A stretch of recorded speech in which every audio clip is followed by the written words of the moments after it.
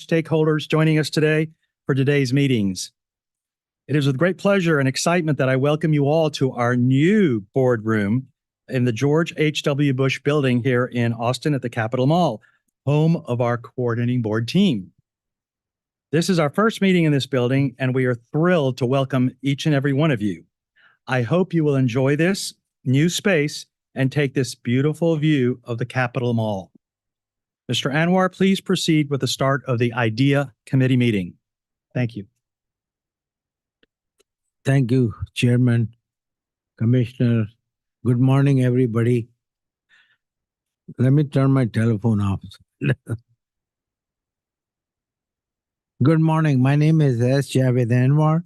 I am the chair of the Committee on Innovation, Data, and Educational Analytics. It is 9:05 a.m. I would like to call the January 2024 Committee on Innovation, Data, and Education Analytics meeting to order. This meeting is held via live broadcast. Before we begin, I would like this opportunity to welcome those joining us via video conference and ask them to observe the following etiquettes. Please state your name before you speak. Mute your telephone when not speaking. Mute your phone not speaking. Keep background noise to minimum. Members, I call your name. Please announce your presence. Javed Anwar, President. Welcome Wilson. Present. Fred Farias. Present. Tracy Hook. Present. Ashley Thomas. Present. Daniel Wong. Present.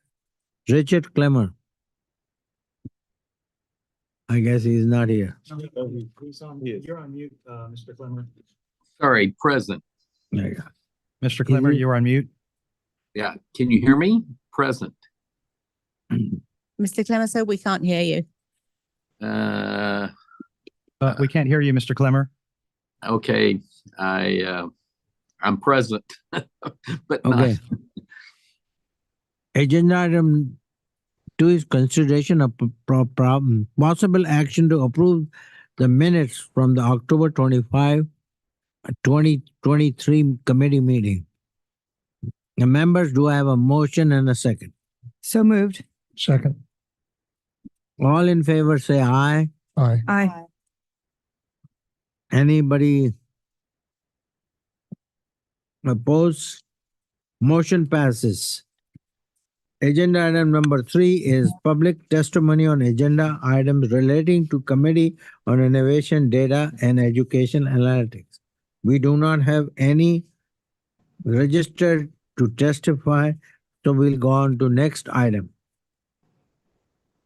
Item number 4 is consideration of possible action to approve the consent calendar. The consent calendar includes the item that can be approved without comment or discussion. This allows us to save time for other items that need more of our attention. The consent are highlighted in gray on the agenda. Any board member can request that an agenda item can be added or removed from the consent calendar. We are going to vote on the consent item in 2 words: 1 non-rule items and 1 rule items. Remember, the following items are non-rule items for calendar consideration. 5C, consideration of possible action to approve the replacement member on the Standing Advisory Committee for Public Junior College for 2026 and 2027 by naming. Does anybody want to remove this item from the consent calendar? Are there any other non-rule agenda item that would be like to add it to the non-rule consent calendar? Member, is there a motion and a second? Motion? Second. All in favor say aye. Aye. Aye. Anybody opposes? No. Motion passes.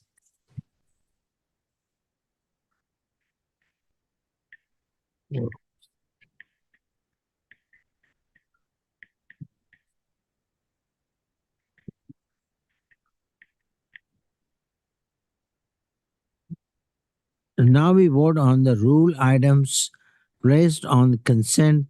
These rules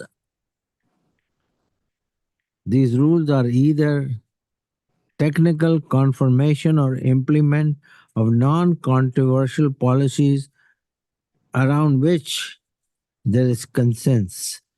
The following are the consent for consideration. 5D1 to repeal and adopt Chapter 1, K, Section 1.156-1.162 concerning replacement of Community and Technical Colleges Formula Advisory Committee with the Standing Advisory Committee for Public Junior College. 5D2 is proposed amendment to the Chapter 1, L, Section 1, 164-1, 167 concerning the changes to the membership of the General Academic Institution Formula Advisory Committee. 5D3 is to repeal Chapter 9, Section 9, 28 and 9, 29 concerning the certification of public community colleges as eligible to receive state appropriation. 5D4 is proposed amendment to Chapter 13, A, Section 13.1 concerning finance-related definitions. 5D5 to repeal Chapter 13, D, Section 13.62 concerning the updates to the manual for community college annual finance reports. 5D6 is proposed amendment to Chapter 13, D, Section 13.63 concerning requirement for community college financial reporting.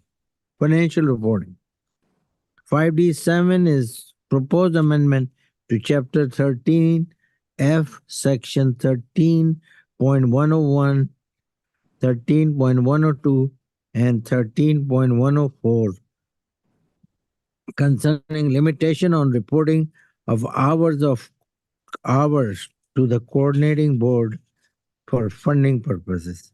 5D11 is to repeal Chapter 13, G, Section 13.120-13.127 concerning restricted research expenditures. 5D14 is to repeal Section 15, C, Section 15.40-15.44 concerning the National Research University funds. 5D16 is the amendment to Chapter 22L, Section 22.226 concerning the Texas Excellence Access and Success Grant, and Section SD19 amendment to Chapter 23D, Section 23.93-23.11 concerning loan repayment program for mental health professionals. At this time, I would like to add the agenda item 5D10 to the rule consent calendar. Agenda item 5D10 is consideration of possible action to adopt new board rules in Chapter 13, Subchapter R, 13.52 through 13.529.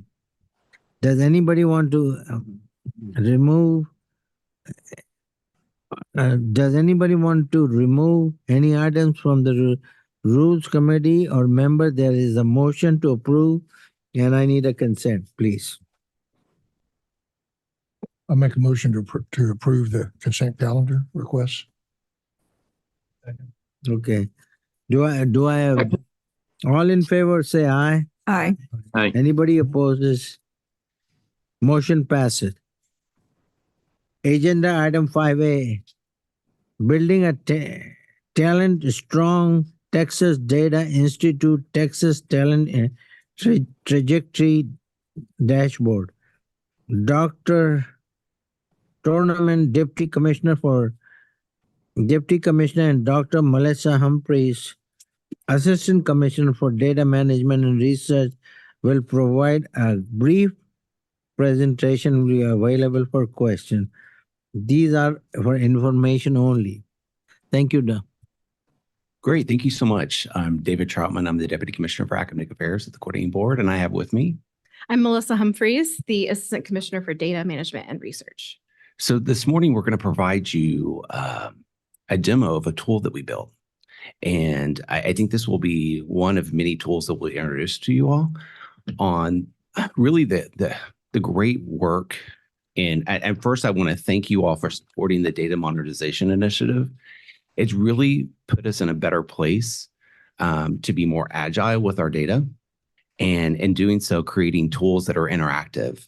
So really, we've moved beyond just providing Excel spreadsheets, which are still important, to more interactive tools to glean insight from the great work and the journey of going from high school to college and into the workforce. So I'm really appreciative of all the support you have for us with the data modernization. So to provide a little bit of background, we're renaming the tool to the Texas Talent Trajectories, T3. You might know it as the 8th grade cohort. So for around 20 years now, the Coordinating Board has produced a more static report, an Excel spreadsheet that provides outcomes for students, that provides journeys from 8th grade to high school graduation, matriculation to higher education, and then ultimately, did they receive a credential? And so Melissa is going to be able to show you a tool that's really going to provide that journey of around 11 years of outcomes, starting at the 8th grade, and then the 4 years of high school, and then 6 years after higher education. So think about like a 6-year graduation rate. In our previous journey, we allow our stakeholders to download those data into tables so they can have more agility thinking about different types of TEA regions that they want to explore outcomes, whether they want to disaggregate by race, ethnicity, economic status, gender. And so with this, next slide, please. This is the traditional way that we've approached this over the years. So, you know, I'm a data wonk, so I get excited when I see this, but others don't. They might get overwhelmed with all the numbers. And so while these numbers are important, visualizations are also important. And so Melissa will show in just a second how that plays out with the interactive tool. Next slide. And so just to provide sort of the scope within Texas, this just provides sort of the pipeline of the number of students in Texas looking at the 2012, 2013 8th graders in Texas. You can start seeing a melt that exists over time, even from 8th grade to 9th grade. So these individuals might migrate outside the state of Texas. They might even drop out of high school. And so it's important to acknowledge that and identify that. Today, we're only going to be showing Texas-centric data. And in the coming months, we'll provide also information. So hopefully this chart will look different the next time I present it to you, where it will show you not only of those who are staying in the state of Texas, but it'll also show the percent of students who are migrating outside the state. Because we are sort of at a crossroads with out-of-state colleges coming into Texas and recruiting our students. So we have to do our due diligence to make sure we're supporting our students so that they stay in Texas, go to Texas schools, and remain residents, and supporting our lively economy. So in the future, these numbers will look different, but I also want to acknowledge that these numbers are rather startling. When you look at of students who started in 8th grade and actually went through the pipeline and received a Texas credential, it's around 22%. That's a certificate, associate's, bachelor's. And so we need to tell the story and really understand what's happening. This only tells you a slice of the story. We really need to understand how this looks like by race, ethnicity, gender, income status, the journeys of going through high school and the types of credentials or the types of courses you're taking in high school that lead the momentum points. And then also, we'll talk about in a second where we can really look at data to look at some college no credential and also those individuals that are in the workforce that might reintroduce themselves into higher education. What do those students look like? So it's just a really exciting time. So I want to turn it over to Melissa to demo the tool to us, and then we'll talk about our future state, where we're going. Great, thank you. I'm excited to share with you all the first iteration of this tool that we're hoping will become the go-to source for looking at the education and workforce trajectories of Texas students. Before we start, I want to make sure I thank some key people who helped with this: Sharon Wong, Alyssa Ibarra, Amy McCurdy, and Brian Cordeau. Their technical skills and analysis and data and dashboard development are the reason why I know this is going to continue to be a really, really important and good tool. So the tool we're demoing here today is called the Texas Talent Trajectory, or T3 dashboard. We're incorporating information from cohort analyses done at our agency, but specifically right now jumping off of the 8th grade cohort report that Dr. Troutman just showed.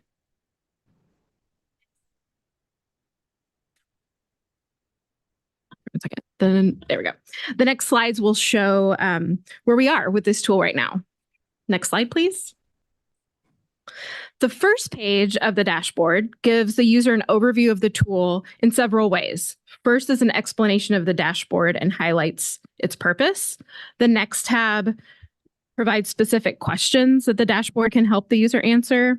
And then we have a features tab that highlights some of the key attributes of the dashboard. And finally, we provide the user some specific information about the source of the data and some limitations of the data. Next slide, please. The next section of the dashboard is an overview of the student pathway, focusing on the 8th grade cohort analysis. The top numbers highlight key points in the student's trajectory from enrollment in 8th grade through degree attainment. Below this are 4 visualizations that focus on progression of students from 8th grade through 12th grade, 2-year to 4-year enrollment, and higher ed attainment, broken out by race, ethnicity, and gender. Since this dashboard is based off of our 8th grade cohort report, we're using the same timelines as Dr. Troutman mentioned earlier. Students are followed for 5 years in K-12 and then 6 years after high school graduation. And as Dr. Troutman mentioned, our intention is for this tool to improve and expand over the next year. What we're showing you today are Texas-centric pathways, which start with 8th graders enrolled in Texas public schools and follow them through higher education if they enrolled in a Texas private or public college. The next iteration of the tool will include data from the National Student Clearinghouse, which will allow us to follow the educational pathway for students that enroll in or graduate from an out-of-state college. Next, I'll walk us through some key features within the dashboard. And as we go through the slides, if you look at the screen, it'll show the functions that I described. Next slide, please. Oh, sorry. Well, I was just going to interject. I think that the key here is we wanted to make sure that we headlined the key outcomes to really think about completion of high school, enrolled in Texas higher ed, and completed a credential in Texas. That's going to be key for us when we're striving towards our strategic plan of 550,000 credentials of value.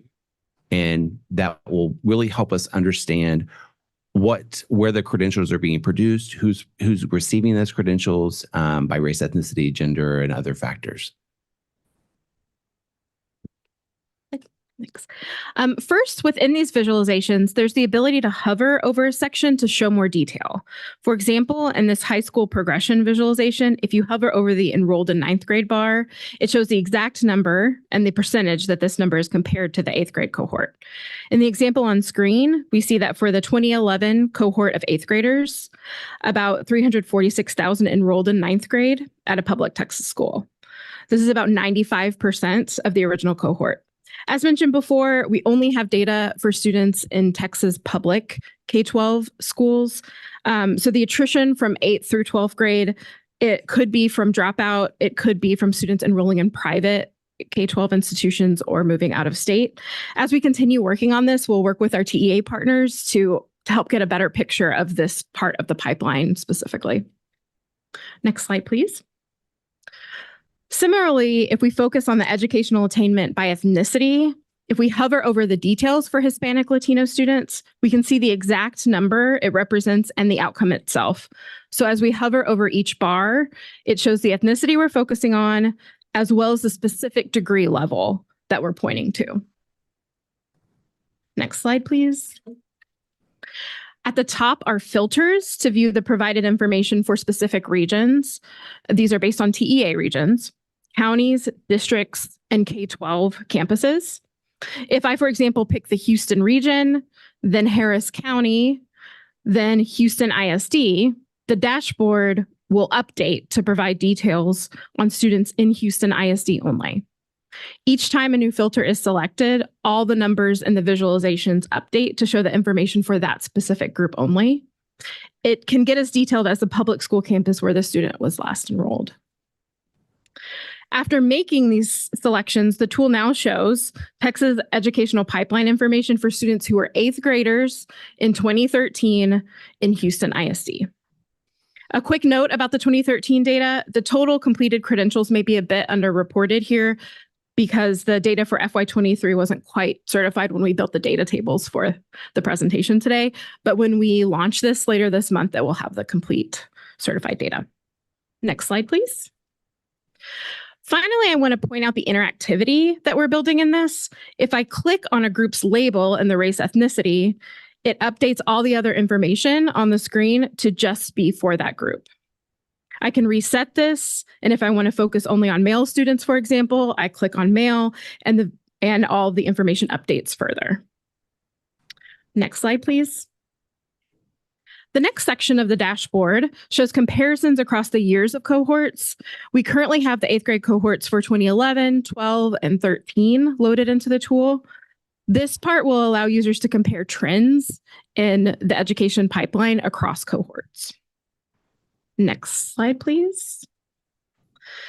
Our vision for the T3 dashboards is to be able to focus on different sections of the pipeline to get a more detailed view of pathways. One way to do this is to zoom in on a specific part of the pipeline. And what we've done here is focus only on the high school to college transition. This specifically shows the progression of students in the original 8th grade cohort who graduated from a Texas public high school, and then their trajectory through college in Texas. Just to walk through what we're looking at here, if you look at the numbers at the top of the screen, starting with the 8th grade cohort in 2013, about 301,000 students graduated from high school, a public Texas high school. 103,000 of these students enrolled in a 2-year, and 80,000 of these students enrolled in a 4-year. Next slide, please. Similar to the prior dashboard, if you hover over any part of this Sankey diagram, you can see the details of the pathway. To walk through what we see here as we hover over each node in the diagram, of the 301,000 high school grads in this cohort, about 183,000 enrolled in a Texas higher ed institution, while about 118,000 did not enroll. These students have a window of 6 years after high school grad to be captured in this. Of those that enrolled in higher ed, we separate out those that were first enrolled in a 2-year or a 4-year. Transitions can happen after first enrollment, but we're capturing where we first found them enrolled after high school graduation here. And then finally, we can focus on one group. And in this case, we're focusing on those that started in a 2-year, and then what ultimately did they achieve? What degree did they attain? So of those who started in a 2-year institution, about 17,000 go on to complete an associate's degree, and about 10,000 complete a bachelor's degree. In future iterations of the dashboard, we'll be able to add another category for students who go out of state, and we'll be able to add that within this Sankey diagram. Next slide, And please. just Oh, go ahead. to interject real fast, I think also the key here is we've added a layer of filters. So you could filter on male, female, race, Next. ethnicity. Oh, It's the next I'm demonstration. jumping ahead. I just want to make sure we weren't missing it. The next demonstration is, next slide, please, are the filters. The dashboard includes gender, race, ethnicity, economic status. An economic status in this case is if the student was identified as receiving free reduced lunch in K-12. And as shown here, it will show in a second, the tool includes pop-outs with key information. So in this case, next to the I on economic status, it pulls up the specific way we are determining that filter in this dashboard. And I think with that is making sure that we have increased data literacy in the state. So we are being very transparent about how we're defining our different categories. Can I ask you a question real quick? Yeah, it's okay. Okay. There's a lot of great data, but is it most of the data coming out from the institution, agency, or from survey?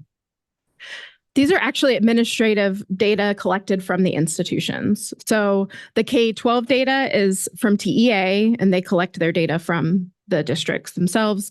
And then the higher ed data is the administrative data that institutions send to the coordinating board that we coordinate. So when they have that kind of like gather data together, do you think they follow them with a survey questions, or how do they do that? Do you know? You mean after they leave an institution, Yeah. for example? Some do have programs where they'll reach back out afterward for. And do you think they have data like asking why they are not? Why they are not enrolling, why they are dropping out, why they are what under what circumstances, economic circumstances, things like that. If they're already in that pipeline, maybe we can solicit more data, so that we can kind of understand the whole situation. I think that's a great point. Melissa and our approach is this is sort of a baseline for us. Yes. And then we're just going to springboard off of this, and it's going to create this cascading effect of conversations like that to really understand with National Clearinghouse, why did they leave a certain institution to go to another institution? Was it because of financial belonging? Is it because of academic belonging? And really take a deeper dive into that to understand why. We already have that reach out already, so Yeah. maybe we can kind of like dig into a little bit deeper. But Absolutely. Yeah. I It's a appreciate good call out. When you look at enrollment in the higher ed institutions, will there be an ability to deep dive into which institutions students are going to and then the outcomes by institution? Yes. So in our roadmap, this is sort of the nucleus, and then we'll have additional dashboards that look at post-matriculation to understand what institutions they're going to, and then also what types of programs of studies they're enrolling in and how long it's taking them to complete those degrees. Okay. Okay, we're fine. Okay. We're just checking on audio. We're good. Oh, okay. Okay. Next slide, please. Finally, the last section of the current iteration of the dashboard is the appendix. It starts out with data definitions.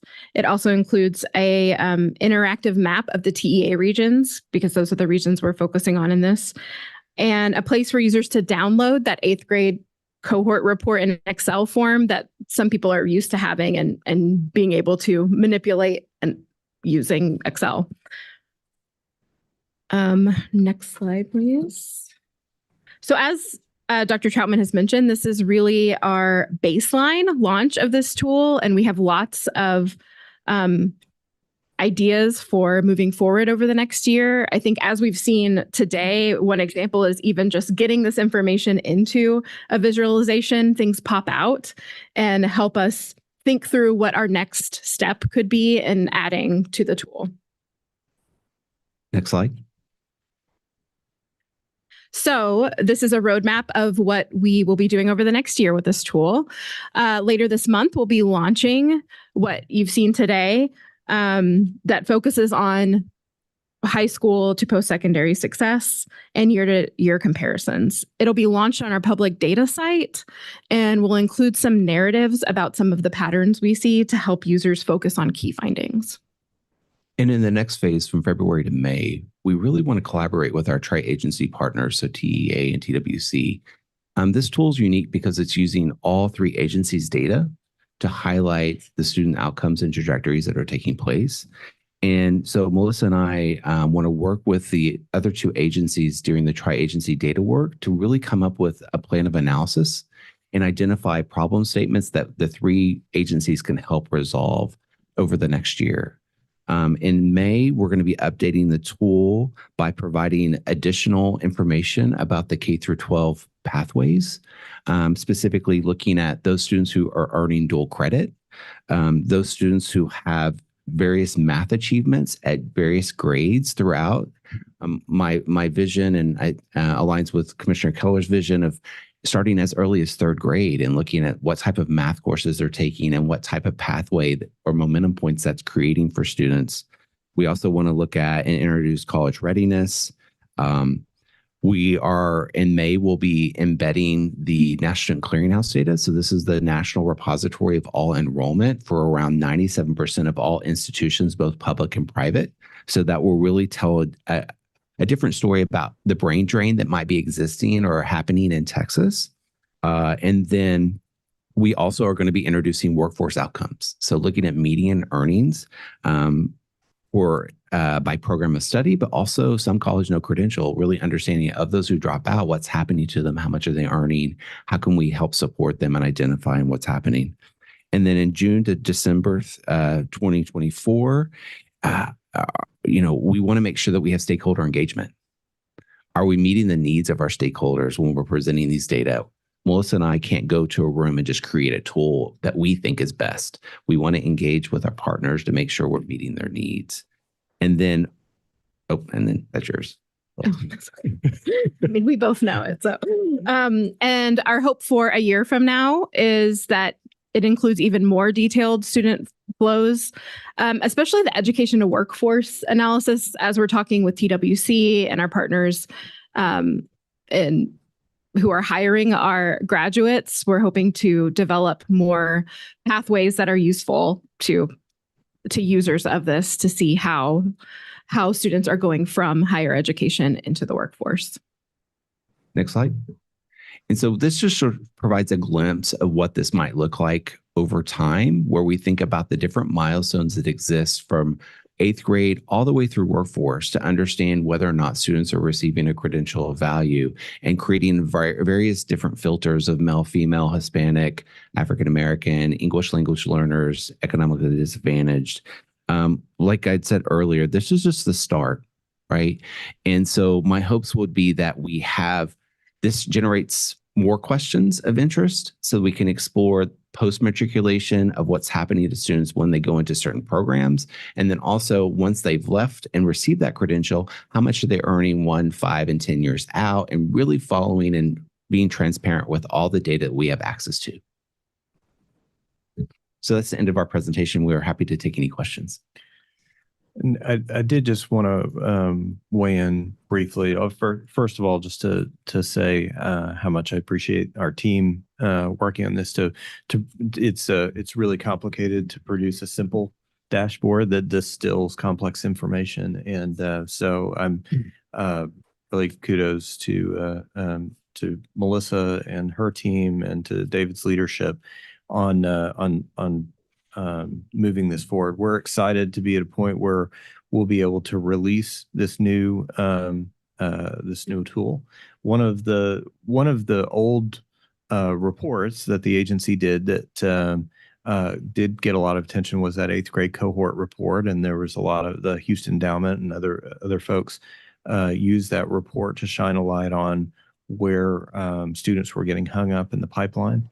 And what we always wanted to do is be able to reset the baseline for those kinds of reports so they could be more interactive, so there could be you could ask more questions of the data so that it could be more intuitive than just a series of tables.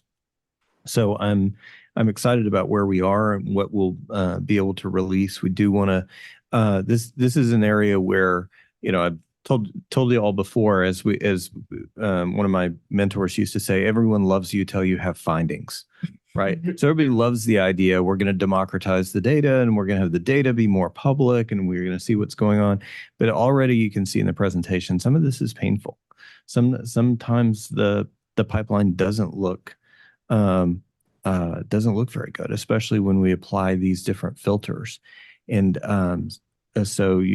even in the initial version of the tool, you'll be able to see that it looks different by region. It looks different by student demographics.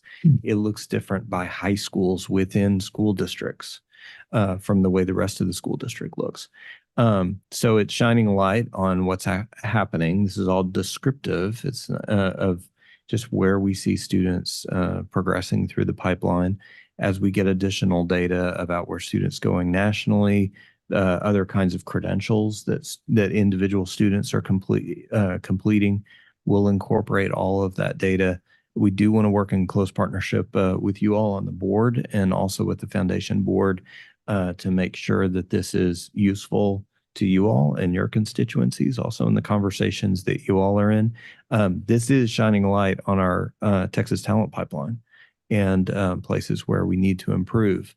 So this is the culmination of work that's been underway for the last couple of years to start to make this a lot more visible just over the next several weeks and few months. I would just add, I mean, this is fantastic. And I know it's painful to drill down to all these different data points when you're setting up the initial. We'll be thankful later when some male or female. This is great stuff. I think it's. You really don't know what you don't know until you get all this down.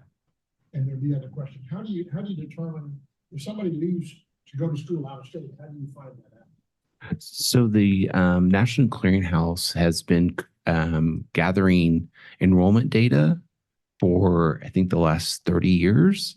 So each registrar at the universities 2-year and 4-year submits a enrollment and degree report to the National Clearinghouse.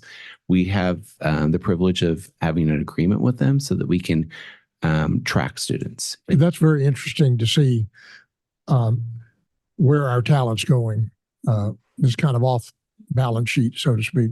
Yeah, absolutely. And even the commissioner and I were having a conversation about what happens if they leave the state, or who's coming back in and working. We can also identify that.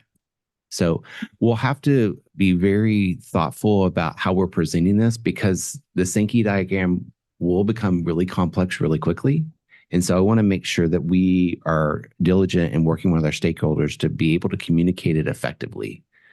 I mean, this is all great stuff because really from a workforce development, we need to understand what's going on. And I think it could be the fact we're tackling this could be a good recruiting tool for companies to come to Texas, knowing that we're on it. And secondarily, it's a great thing we can share with the legislature with suggestions on how to fix different components of it that are, because we can all generalize, but it's not one size fits all. So. And just to underline a point Mr. Wong made earlier, these aren't samples. This is census data. This is individual students. So you can see what that pipeline looks like. You can zoom in on a region. So if there's an economic development issue, like Mr. Wong and I were talking about earlier, you increasingly, not someday, but just over these next few months, you'll be able to zoom in and see, well, here's what our STEM pipeline looks like for this region. And where are there places we need to strengthen? What are the particular school districts or particular high schools that maybe are outperforming what you might expect, because you'd be able to see that pipeline of students and be able to do that very easily and intuitively. And to that point, I think this is where the stakeholder engagement, including you all, is very important, because as we release more information and people are looking at it and they go as far as they can, but have that one other question that we didn't know might be important, that's part of our cycle, is hearing that feedback, looking at the data. Can we create another tab on here that really zooms in on this area that's important to the workforce or important to K-12? So that's why we're building this system where we're constantly interacting with the people using the tool. And I think once you have it all down, the kind of the exit poll is going to be crucial, and hopefully we can get the legislature to allocate money to interview. Why did you leave? Why did you transfer? Why did you move out of state? And really drill down as to what's causing these results. Absolutely. And something that we didn't mention in the presentation, but these data are very powerful, but we also want to respect the data. We want to make sure that we're always FERPA compliant and protecting these students' identities, but also being able to drill down as far as you can without identifying that student. So I just want to make sure that you all know that we have a commitment to make sure that we're always FERPA compliant and protecting the students' identities. How are we rolling it out so everyone knows it's there? A lot of great information, but if I'm Joe Blow off the street and I look at it, I'm overwhelmed over, all of that. So how are we rolling it out, and are we training or teaching people how to use the tool? We are. So I'm glad you asked that. So next month I'm actually meeting with a subgroup of provosts and having a full day workshop, taking a deeper dive into what we're producing. We also have office hours. We also are, Marjorie and I and their communications is really thinking about YouTube videos of 60-second trainings of different things that we're releasing. And then, make it part of our ongoing life. So when we're going out and presenting, we're constantly, and we're repeating ourselves of, this is out here. This is what we can provide for you.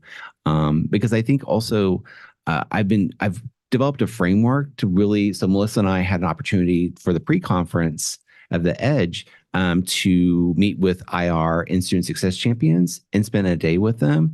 And it's not just providing a dashboard, it's actually figuring out a framework of coming to the table with a problem statement, looking into the data, increasing your literacy so you can create action plans to resolve that problem.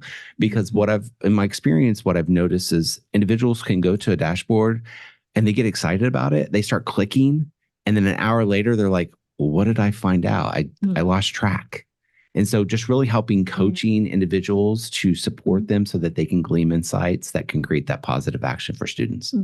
Awesome. Great tool. Thanks. Is this data include private school data? For higher ed, yes, the private But schools not in Texas, but not K-12. Not the K-12. I see. So we have no way of finding. So maybe the data may be a little skewed because, private school come out and then they go to college and then it's not totally, apple to apple. But anyways, it's a small amount anyway, but Yeah, we'll figure that out. So we're constantly scanning and looking for additional data sources. So, we want to make sure that this is as comprehensive as possible. So, we'll bring in the out-of-state schools. We're going to bring in workforce outcomes. We would love to bring in more data of students who move into, who are enrolled in private schools as well and coming into Texas higher education. I mean, that's all part of the Texas talent pipeline that's obscured when we just focus on the public institutions.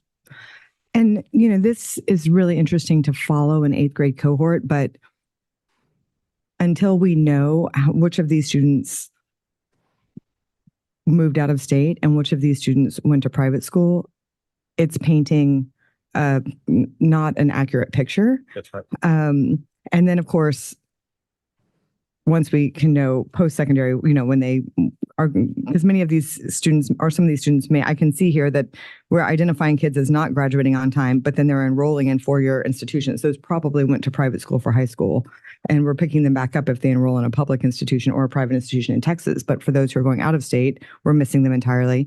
And then the other piece, the complement to this, not following an existing 8th grade cohort, but looking at the raw numbers helps us also understand our brain gain, because it's not entirely bad. It's natural that people are going to move. And it's also natural some students are going to go out of state. And who knows, maybe we're attracting even more in raw number and in talent to the state with our higher ed landscape. So that has to be part of the picture too. Absolutely. But I love this. This is great. No, we're on the same page. Yeah, we definitely want to make we're moving the direction of trying to be as comprehensive as we can with who's migrating in, what are the outcomes like, even the folks who go out of state that show back up in our workforce data. We want to highlight that as well. They go off to MIT, but then they come back. It's a great deal for the state, right? Because then we didn't have to subsidize that education.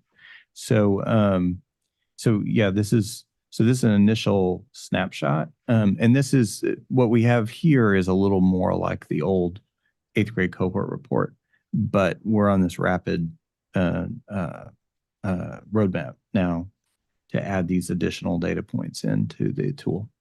Yeah, so and by May, we'll have the tool updated with all the different migration patterns outside the state.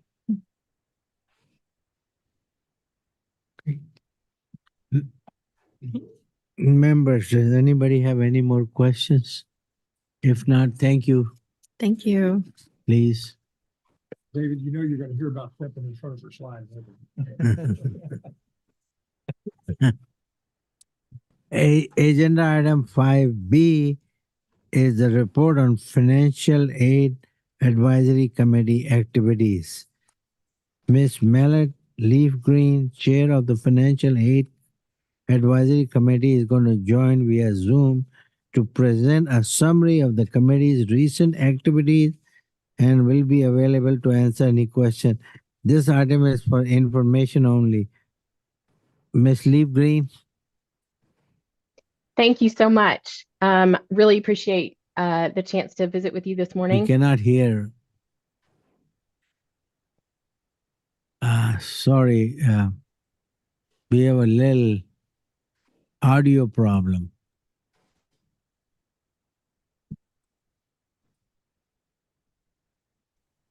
Okay.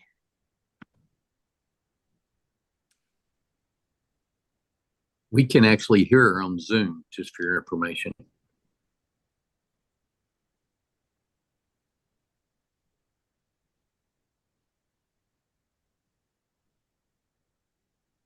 Maybe they can't hear any of us on Zoom. That may be the That's a possible. good question. I can hear you guys. Yeah, I can hear you too. I could hear Mr. Clemmer earlier before they could hear him. I'll text Mary.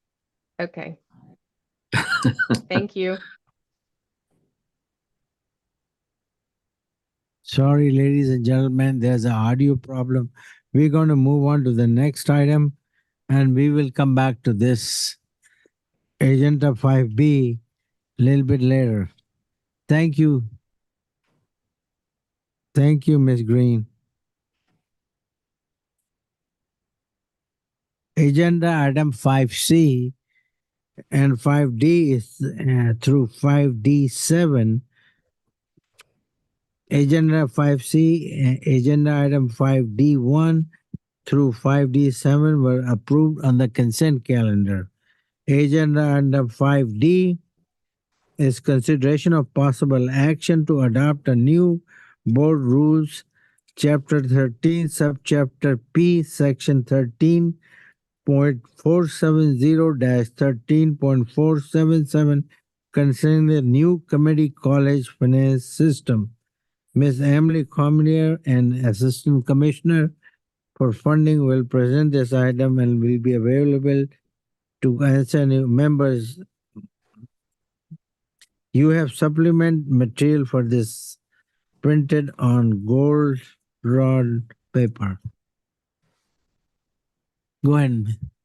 Good morning, Emily Cormier.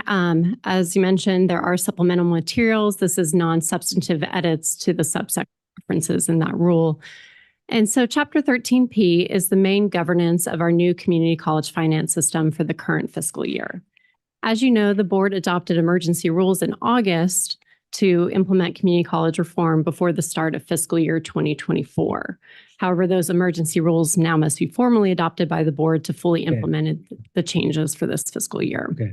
Tomorrow, you'll hear about the changes that are being proposed for So, fiscal year that was 2025 and it. beyond, because implementation in the first year was really just to get the program off the ground, and into year two, we'll be aligning the incentives more fully with the needs of the state.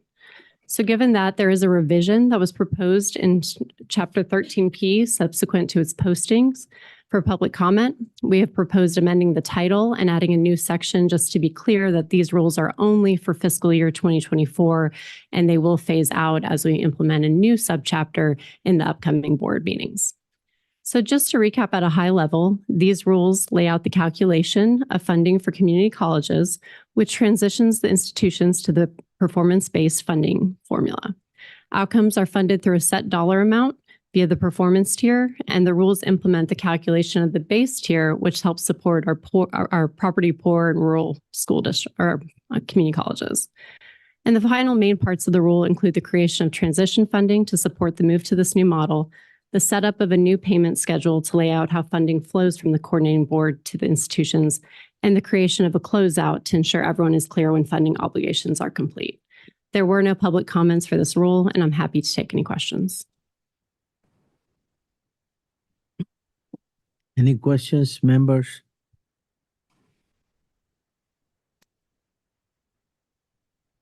No question. I need a motion and a second, please. So moved. Second. All in favor, say aye. Anybody opposed? Second. I'm sorry. I didn't. I'm sorry. There was no. Okay. Now I got a second, and all in favor, say aye. Aye. Any opposes? The motion passes.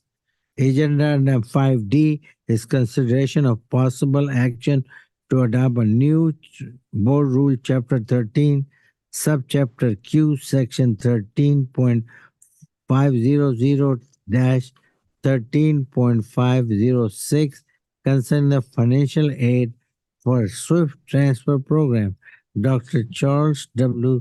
Quintero Pulse, Assistant Commissioner for Student Financial Aid Program, will present this item and will answer your question. Please, Doctor. Thank you. Again, I'm Charles Quintero Pulse, Assistant Commissioner for Student Financial Aid Programs here at the agency.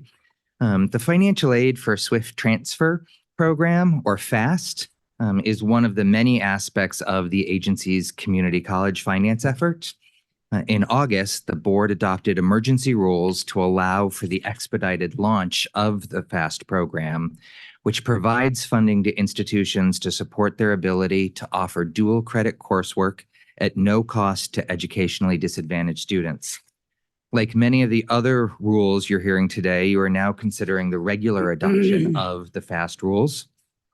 Most of the FAST subchapter is the same as what was adopted in August. The following substantive changes have occurred since that time. Definitions have been added to allow FAST funding for dual credit in both academic coursework and career and technical education coursework. The annual increases to the FAST tuition rate are now outlined in rule and are tied to the Consumer Price Index. And we provided some additional clarification that the program only applies to courses offered through a dual credit agreement between the institution and the school district. So, for example, a high school student who goes and enrolls at a community college on their own would not fall under the FAST program. We also outlined the reporting requirements that participating institutions must follow to ensure that we have all of the necessary data to provide them with their funding. That concludes my presentation. I'm happy to answer any questions you may have about the rules.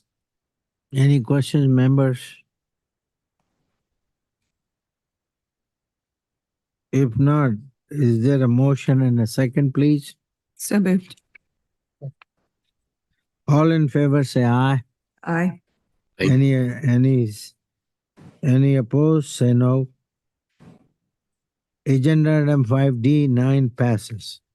We move on to agenda item 5D, 10, and 11 were approved on the consent calendar. Agenda item 5D, 12 is consideration of possible action to adopt proposed amendment to the board rules, chapter 13, subchapter M, section 13.300-13.304, and new section 13.305 concerning total research expenditure. Miss Emily Cormier will be able to answer present and answer question. Ma'am.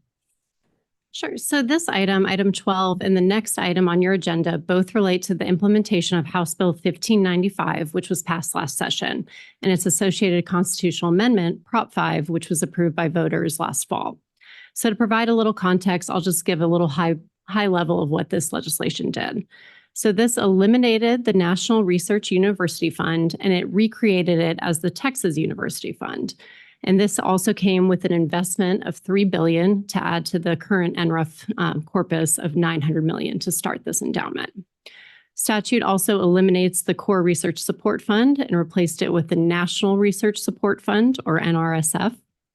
And it eliminates the use of restricted research expenditures in any funding formula for research in the state, and instead aligns allocation of both the Texas University Fund and the NRSF, as well as another fund used, the Comprehensive Research Fund, with the metrics of building a talent-strong Texas. So now we allocate funds based on federal and private research expenditures, as well as the award of research doctorates.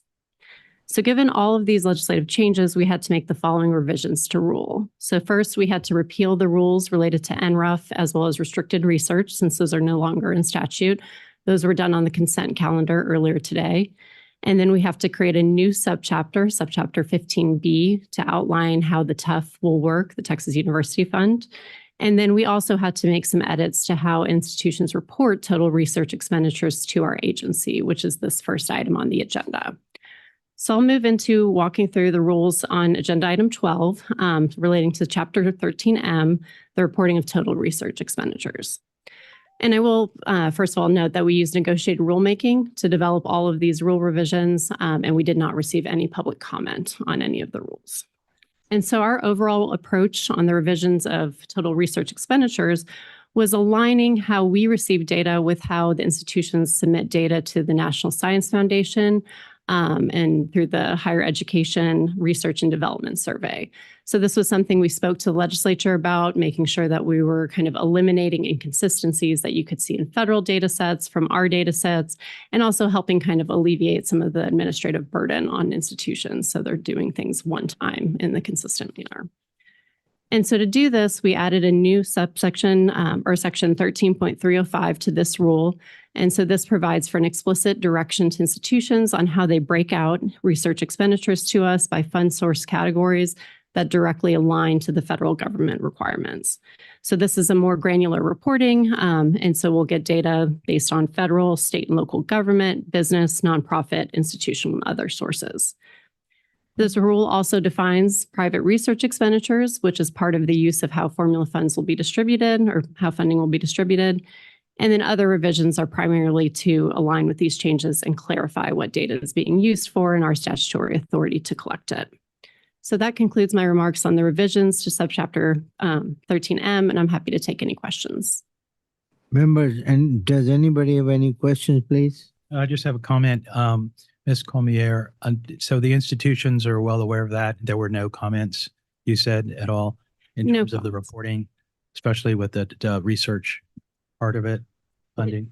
That's exactly right. We use negotiated rulemaking, so we convene a group of all the stakeholders together to develop the rules, and then the comments submitted on any of our rule changes related to this. So if I could underline that point, so there's been extensive conversations with the institutions about the methodologies, and really where possible, we're just trying to align our reporting and our metrics with the metrics that are reported like to the National Science Foundation. And so there've been extensive dialogue with the institution.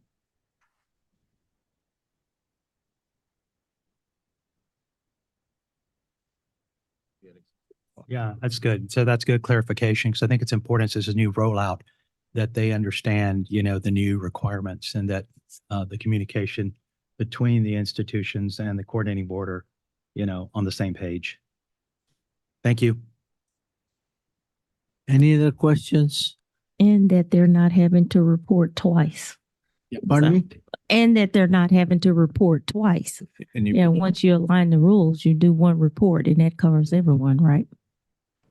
That's the intent. Yeah. Mhm. Mhm.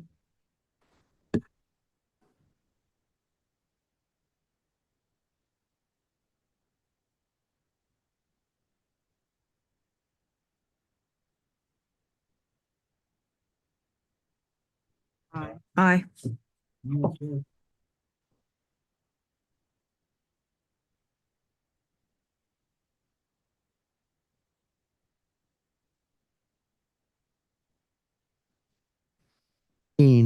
consideration of possible action to adopt new board rules, Chapter 15, Subchapter B, Section 15.20-15.30 concerning the Texas University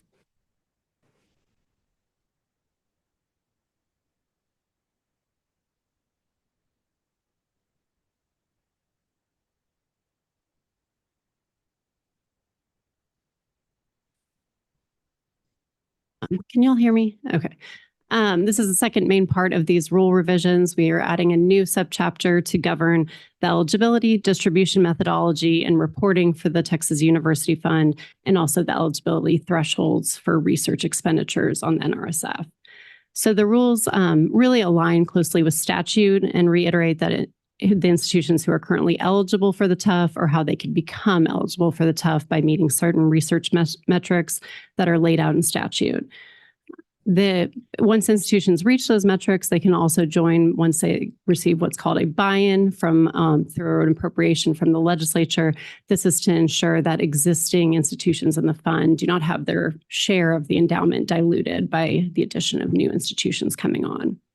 So in alignment with statute, we also lay out how the funding from the TUF is distributed, with the majority going to the Permanent Endowment for Education and Research here, base funding, and the remainder allocated for research performance funding. Research performance funding is split, with the vast majority going based on your federal and private research expenditures, and a small portion based on the research doctorates that you have awarded. And we define research doctorates in alignment with the federal government as well. The rules also lay out the mathematical calculation of the buy-in amount, how much institutions can claim in their financial reporting of the endowment fund, and the rules also require the coordinating board to annually publish the research metrics of all institutions so institutions can track their eligibility towards becoming, or can track their progress towards becoming eligible for the fund. So that concludes my remarks, and I'm happy to take any questions. members. Does anybody has any questions? If not, I need a motion and a second, please.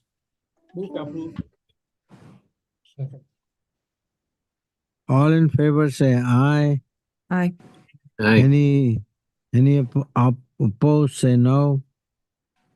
Motion passes. We move on to agenda item D. 5D14 was approved on the consent calendar.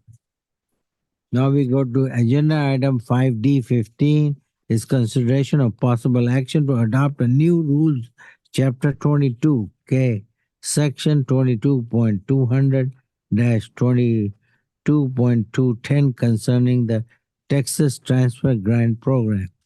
Dr. Charles Quintero will present this item and available for any questions. Dr. Charles, please.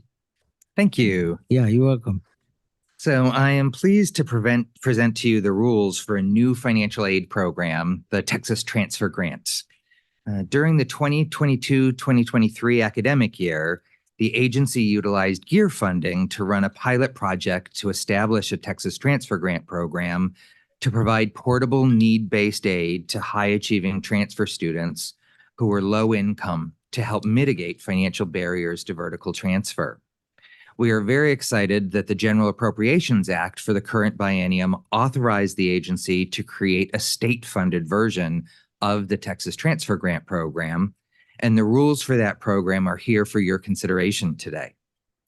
The state-funded program helps target funds to support transfer students who completed an associate degree at a public two-year institution with at least a 2.5 grade point average, including the completion of the core curriculum or an abbreviated core curriculum related to certain fields of study.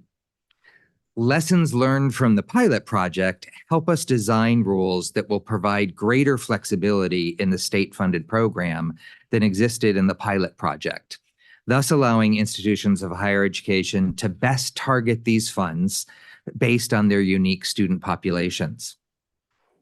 Much of what has been established in the rules aligns with the Texas Grant Program, as both programs serve students in the same institutional sector.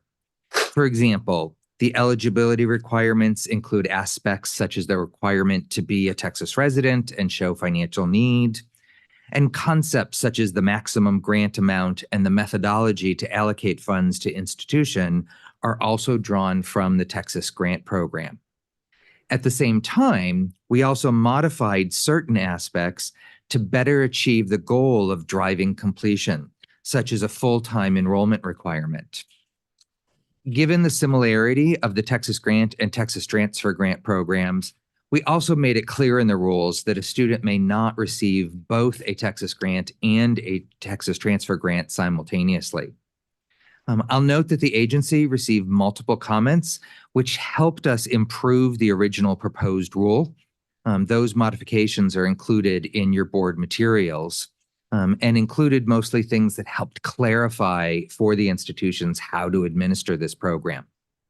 That concludes my presentation, and I'm happy to answer any questions you may have about the rules.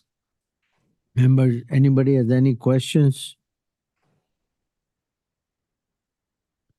If not, I need a second. I need a motion and a second, please. Motion? Second. All in favor, say aye. Aye. Hey, Anybody opposed, say no. This motion passes. We go to 5D 16 was approved on the consent calendar. Move on to agenda item 5D 17 is consideration of possible action to about the amendments to board rules chapter 22 subchapter A section 22.1 concerning the general provision for a student financial aid program. Dr. Charles Quintero will be available to answer any questions. So for this presentation, I'm going to present on both agenda item 5D 17 and 5D 18, as they are both tied to the negotiated rulemaking activities for the Texas Educational Opportunity Grant. I'll also note that you received supplemental materials for agenda item 5D 18 to make a minor change that removes an errant phrase that was in the initial materials that were sent to you. Last summer, the agency convened a negotiated rulemaking committee to explore opportunities that would allow more students to qualify for the Texas Educational Opportunity Grant.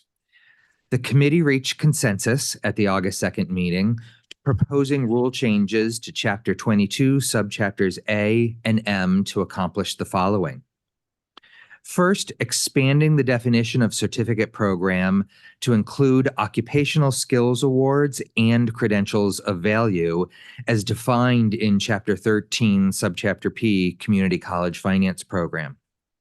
This also expands TEO eligibility to students completing these credentials through career and technical education coursework. Second, they expanded the definition of entering undergraduate to include the first 45 semester credit hours or equivalent, rather than the current 30-hour limit, to better acknowledge the variety of pathways that students might take to starting an associate degree or certificate program. The negotiated rulemaking also revised the maximum grant calculation to account for both in-district and out-of-district tuition rates, thus creating more flexibility for institutions. A variety of other non-substantive changes were made to bring greater clarity to the rules. That concludes my presentation, and I'm happy to answer any questions you may have about the negotiated rulemaking. Do I have any questions? If not, I need a motion and a second, please. If I can make one Sorry. comment on this, and mostly, I know we need to move along, so I'll reserve a lot of my comments for tomorrow. But this is one that, though, I did want to spotlight that this is and say how much we appreciate the partnership with the institutions on being able to expand the scope of the TEOG. So this legislative session, the legislature made a historic investment in TEOG to bring it on par with Texas Grant for eligible students. So we were only funding like 18% of the eligible students for TEOG. Now it's more than 70% plus. That with the rule changes, it expands the scope of TEOG to include the short-term workforce credentials. So The coordinating board had pioneered financial aid for short-term workforce credentials with GEAR funds. And the legislature really got behind the concept that this is going to be critical for the competitiveness of our workforce, and allowed us to incorporate this into the TEOG. So not just more funding to serve more students, but we're able to serve a broader range of programs, including the short-term workforce programs. And so this is a really important, I'd say, historic shift in how the state provides financial aid beyond those more traditional programs to include the workforce programs. And appreciate Chad and his team. And again, really appreciate the partnership with the institutions to be able to bring these rules to the board.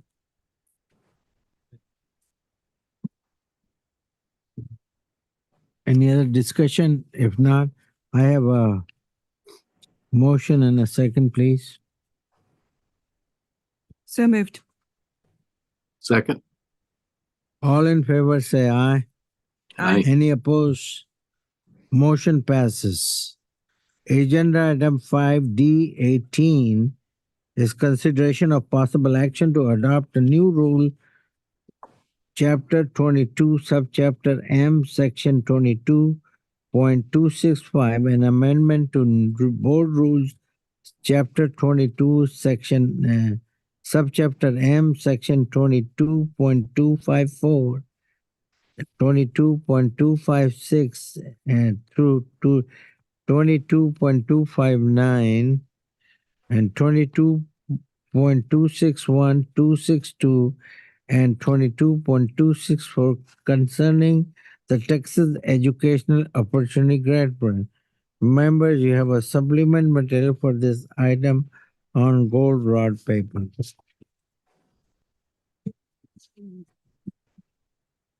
Dr. Charles Quintero will present this item and will answer any questions. And again, this agenda item is part of that same negotiated rulemaking that I just mentioned. Any other questions? I need a motion and a second. Second. All in favor say aye. Any Aye. opposed? The motion passes. We come to agenda item 5D, was approved on the consent calendar. Before we go to adjournment, motion to postpone item 5B. There are two April meeting. So Fred, do you want to propose? Yes, I'd like to. Okay, go ahead, Fred. Seconded by. All in favor, say aye. Anybody opposes? If no, this motion of Fred Frias passes. Agenda item 6C is adjournment. Member, do I have a motion and a second?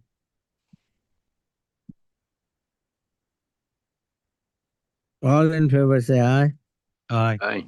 Any opposed, say no. This motion passes. We will now take a break to allow staff to set up for the Committee on Academic and Workforce Success meeting. Right. Thank you. Thank you, Mr. Anwar. Thank you. Chairman Anwar. We'll now announce a 15-minute break for the staff to fix a sound issue in the room. So we'll break for 15 minutes. Thank you. Thank you.